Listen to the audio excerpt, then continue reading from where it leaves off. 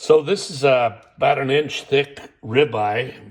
Uh, I've had it out here for about 35, 40 minutes getting to room temperature. I patted it down and put some salt and pepper on there.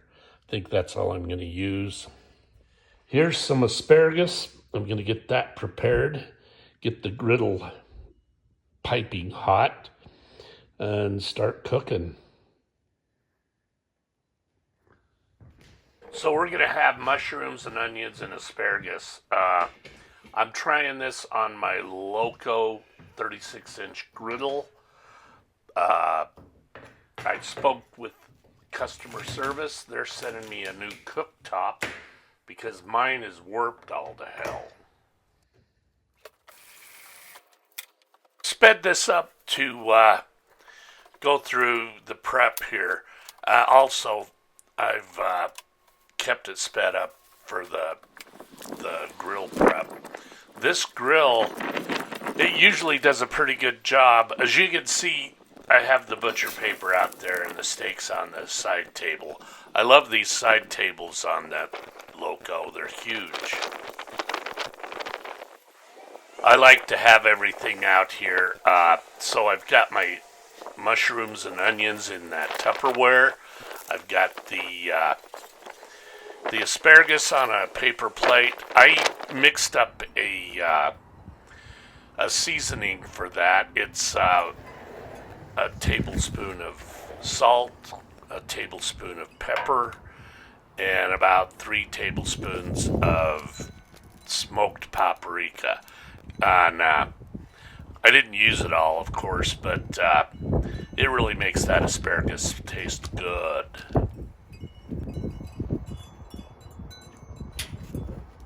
Okay, in this little tin cup, I've got butter and garlic, and that's going to baste the steak. And I'm melting it here and getting ready to put the steak on. So I'm putting down the mushrooms and the onions. That butter's melting. I've got avocado oil and olive oil on the grill top there.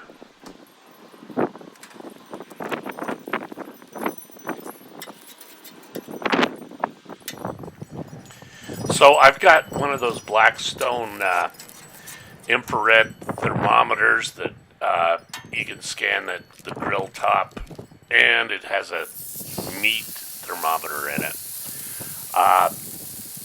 Today was really cold. It was about 52 degrees and windy, and I was having trouble getting this thing up to 450 degrees. I mean, it was hovering around 399. And like I said, it's windy and cold. So we've got the steak on now. Like I said, that's about a 1-inch prime rib from Albertsons. I got it out of the butcher shop. Really a great piece of meat. And now I'm putting on the asparagus. I'm trying to get this to sear, and I've got that portion of the griddle turned clear up, and I'm not getting any heat out of it. So there's the asparagus going on. So everything's cooking now. And like I said, I just couldn't get the temperatures I wanted.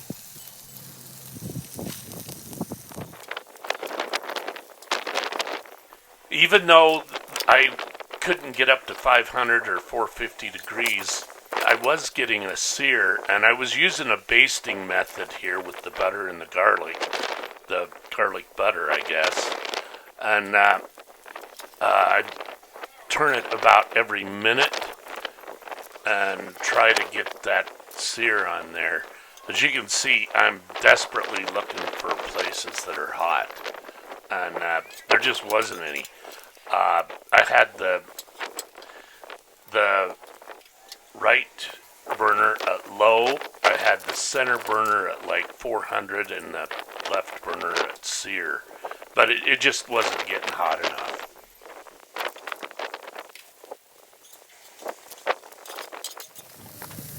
have that cooling rack to put things on when they're starting to get cooked too much. The asparagus wasn't done, so I had to put it back on there. But what the cooling rack does is it gives you a place to put things so that if something isn't done, you're not burning another item.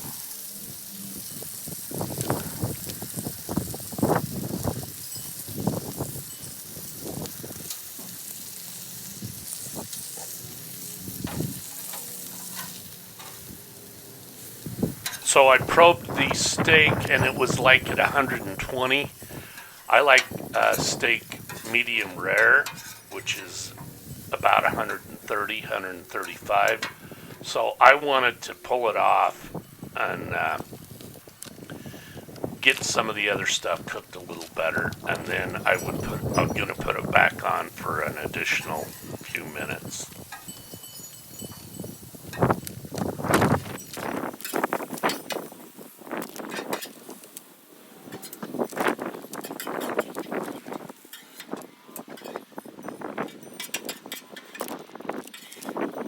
So I'm getting to the end of this cook, and the wind's blowing really hard now. It's hard to keep everything on the griddle. In fact, I lost that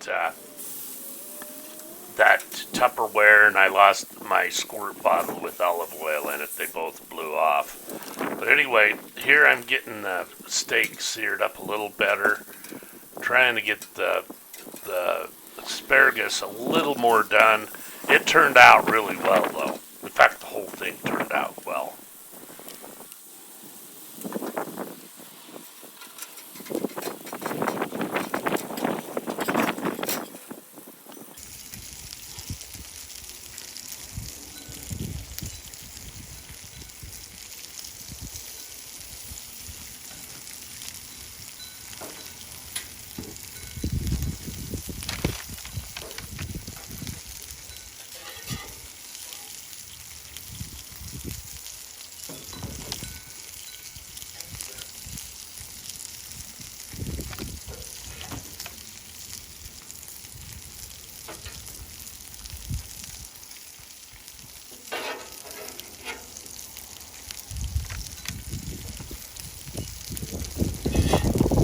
Oh, here I'm going to plate this, as you can see, and the wind was really blowing by now, and I'm going to take it inside and eat it. So, anyway, thanks for watching the video. If you're still here, have a great day.